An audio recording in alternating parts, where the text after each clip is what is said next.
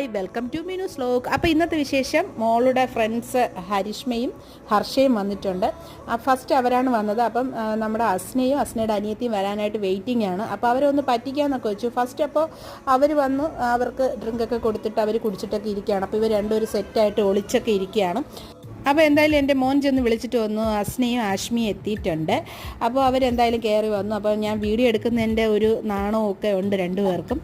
അപ്പോൾ രണ്ടുപേരും ഇരുന്ന് മോള് അവർക്ക് ഡ്രിങ്ക് എല്ലാം കൊണ്ടുവന്ന് കൊടുത്തു. അവർ കഴിച്ചുകൊണ്ടിരിക്കുകയാണ്. അങ്ങനെയാണ് ഹരിഷ്മ നമ്മളെ ഡോറിൻ്റെ ഇടയിൽ നിന്ന് പൊത്തു ചാടിയിട്ടുണ്ട്.